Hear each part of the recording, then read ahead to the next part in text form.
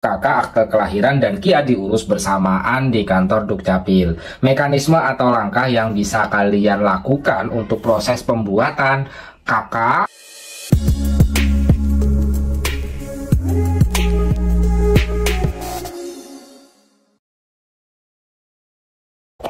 Halo teman-teman, menjadi bisa pada video kali ini teman-teman kita akan membagikan terkait langkah ataupun tata cara bagaimana sih penerbitan untuk atau data-data yang diurus bagi kalian semuanya yang baru memiliki anak ya, baru memiliki anak pertama atau anak kedua, intinya anak yang baru lahir. Tentunya dalam proses ini ada update data atau penambahan data terkait dengan nama dalam kartu keluarga kita. Nah, agar sekalian dalam proses pengurusannya, biasanya dari Dinas Dukcapil itu menyarankan untuk membuat 3 komponen administrasi kependudukan, yaitu membuat kartu keluarga atau KK, selanjutnya membuat akta kelahiran atau biasa disebut dengan akta lahir ya, dan juga membuat kartu identitas anak atau KIA. Kartu identitas anak ini kurang lebihnya nanti akan seperti ini, dan yang terbaru ada bentuk barcode-nya. Ini ada berlaku sampai dengan berlakunya tahun 2030. Ini adalah contoh KIA. Jadi di sini ada NIK, nama lengkap, tanggal lahir dan lain sebagainya.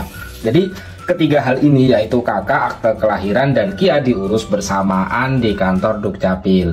Mekanisme atau langkah yang bisa kalian lakukan untuk proses pembuatan KK, akte kelahiran dan KIA atau update data bagi anak bagi anak yang baru lahir di kantor Dukcapil akan dibagikan secara lengkap dalam video ini teman-teman.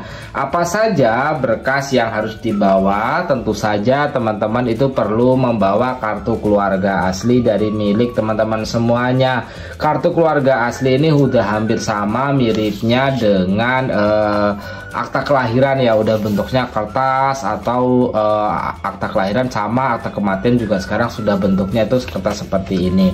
Nah, itu wajib kalian bawa. Selanjutnya kalian membawa surat keterangan lahir dari rumah sakit gitu ya, surat keterangan lahir dari rumah sakit. Kalau misalnya lahirnya nggak di rumah sakit namun di bidan, maka teman-teman membuat surat keterangan lahir itu dari bidan, itu perlu kalian bawa ke kantor Dukcapil. Kalau misalnya itu tidak ada, maka teman-teman perlu untuk membawa surat pernyataan tanggung jawab mutlak kebenaran data kelahiran atau yang biasa dikenal dengan formulir F strip 203. Tata cara pengisiannya sudah kita bagikan pada video sebelumnya teman-teman. Ini ya, itu sebagai syarat yang kedua yang harus teman-teman bawa. Kalau misalnya teman-teman untuk syarat yang ketiga, teman-teman diharuskan membawa buku nikah. Buku nikah ini teman-teman wajib untuk bawa. Nah, ini buku nikah ini difotokopi. Namun yang perlu teman-teman ketahui bahwa yang difotokopi buku nikah itu adalah lembar datanya, tapi bukan sampulnya ya. Lembar data di dalam ini ada data-data kita. Nah, selanjutnya yang tidak boleh terlupakan pula, teman-teman harus membawa juga KTP elektronik kedua orang tua. Itu teman-teman harus bawa KTP elektronik kedua orang tua. Nah, untuk tahapan yang terakhir atau syarat yang terakhir, nanti teman-teman itu datang ke kantor Dukcapil dengan mengisi formulir biodata,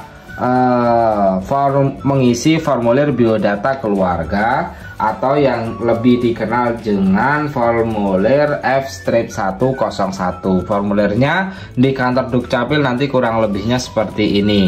Mekanisme pengisiannya sudah kita bagikan pada video sebelumnya terkait dengan cara mengisi formulir biodata keluarga. Ini wajib untuk teman-teman isi. Pengisiannya seperti halnya pengisian pada formulir pada umumnya, yaitu data kepala keluarga, alamat, kode pos, telepon, RT, RW. Ini sama sesuai alamat kalian yang ada di kartu tanda penduduk dan juga kartu keluarga. Nah, ini ada negara, provinsi, kabupaten, kecamatan, kelurahan, dusun dan lain sebagainya. Nanti setelah itu teman-teman itu menulis nama lengkap, full name. Ini nama lengkap kalian mulai dari kepala keluarga, istri, anak atau penambahan datanya. Nah, ini teman-teman perlu untuk bawa atau teman-teman perlu untuk isi. Ini akta kelahiran akta lahir, nomor akta kelahiran kalau ada, pendidikan terakhir. Nah ini teman-teman wajib untuk isi dan juga dilengkapi. Nanti ini ditandatangani oleh kepala keluarga atau yang dalam bahasa Inggris dikenal dengan head of family, itu ya. Itu teman-teman tanda tangan di sini kepala keluarga, dan ditandatangani pula oleh kepala dinas kependudukan dan pencatatan sipil. Jadi ini tanda tangan juga, ada 2 tanda tangan yang harus kalian lakukan untuk pengisian formulir biodata keluarga ini. Teman-teman semuanya, ada berbagai daerah juga, sebagai informasi, ada berbagai daerah juga yang menyarankan atau menyarankan menyarankan agar pengurusan ini dilakukan mulai langsung ke kantor Dukcapil, atau bisa juga dilakukan, ada beberapa yang syarat ya, tapi nggak semuanya, itu ada surat pengantar dari RT. Kalau misalnya harus ada surat pengantar, maka teman-teman membuat dulu surat pengantar dari RT. Kalau membuat surat pengantar dari RT itu syaratnya hanya 2, antara lain yaitu kartu keluarga dan juga KTP aja. 2 ini sudah cukup kalian buat surat pengantar dari RT.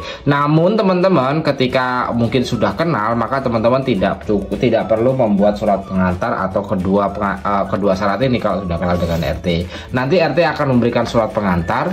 Nanti surat pengantar ini ditunjukkan kepada kepala desa, lurah atau kepala kampung yang ada di daerah kalian untuk pembuatan terkait dengan KTP, terkait dengan kartu keluarga, akta kelahiran, dan juga di bawahnya akan ditambahkan pembuatan tentang kartu identitas anak. Jadi ada 3 dokumen itu wajib untuk teman-teman lakukan pengurusan dan mekanisme pembuatan ketiganya. Baik teman-teman, untuk yang perlu kalian pahami juga, kalau misalnya tidak ada buku nikah atau sampulnya, maka teman-teman tuh nanti disarankan atau diharuskan juga mengisi SPTJM kebenaran sebagai pasangan suami istri. Nanti ini adalah bagian dari formulir F204.